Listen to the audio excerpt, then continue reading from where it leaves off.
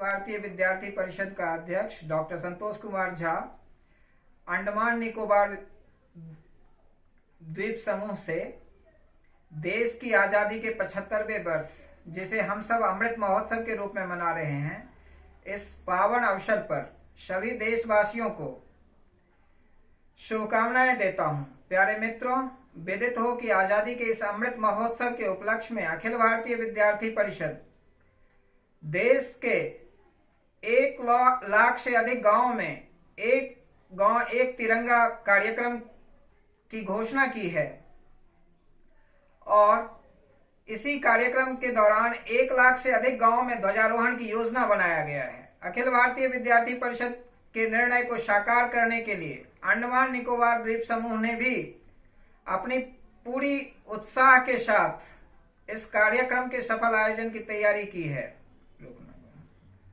आजादी के इस अमृत महोत्सव में सबसे पहले मैं देश की स्वाधीनता संग्राम में अपने आप को आहूत करने वाले, देश को नेतृत्व देने वाले सभी महान विभूतियों के चरणों में आदरपूर्वक नमन करता हूं। उनका कोटि कोटि वंदन करता हूं। मैं उन सभी वीर जवानों को भी नमन करता हूं जिन्होंने आजादी के बाद भी राष्ट्र रक्षा की परंपरा को जीवित रखा, देश की रक्षा के लिए सर्वोच्च बलिदान दिए।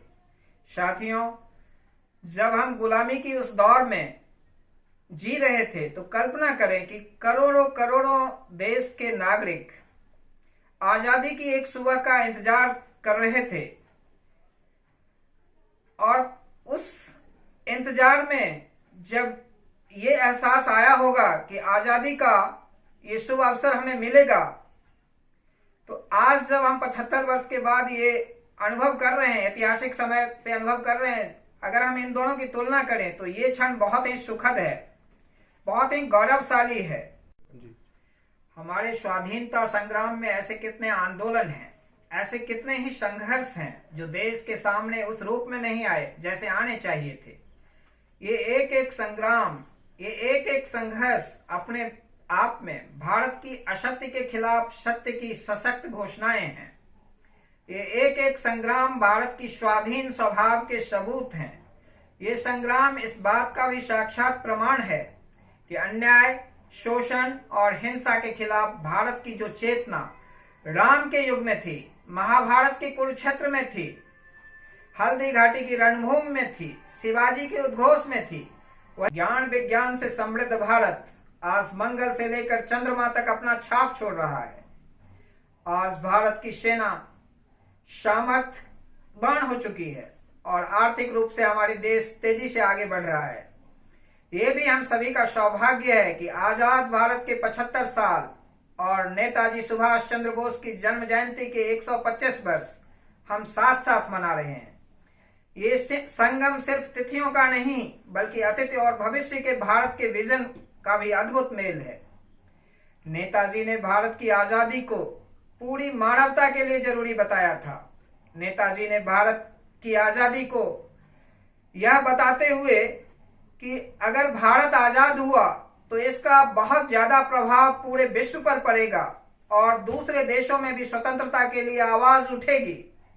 बिल्कुल वैसा ही हुआ। बहुत ही कम समय में भारत जैसे आजाद हुआ, दुनिया के कई सारे देश साम्राज्यवाद से मुक्त हो गए। आज भारत अपनी उपलब्धियां सिर्फ अपने देश के लिए उपयोग नहीं कर रहा। भारत की उपलब्धियां चाहे वो इसरो के महत्वपूर्ण कामों से हों या कोविड के अगेंस्ट जो टीके तैयार किए गए हैं उनकी लाभ हो, विश्व के कई सारे देश इसका लाभ उठा रहे हैं। वसुधैव कुटुंबकम के इसी भाव से हम सब पूरी देशवासी दुनिया की दुख को दूर करने के लिए लगातार काम कर रहे हैं। यही भारत का आदर्श है, यही भारत का शाश्वत दर्शन है, यही आत्मनिर्भर भारत का तत्व ज्ञान है। आज दुनिया के देश भारत का धन्यवाद कर रहे हैं और भारत में भरोसा जता रहे हैं। यही नए भारत के सूर्योदय की पहली छटा है, यही हमारे भव्य भारत की पहली आशा है। मुझे विश्वास है कि 135 करोड़ देशवासी आजादी के इस अमृत महोत्सव से जब जुड़ेंगे लाखों स्वाधीनता सेनानियों के कृतित्वों और कर्तव्यों से जब प्रेरणा लेंगे तो भारत बड़े से बड़े लक्ष्य को पूरा कर सकेगा।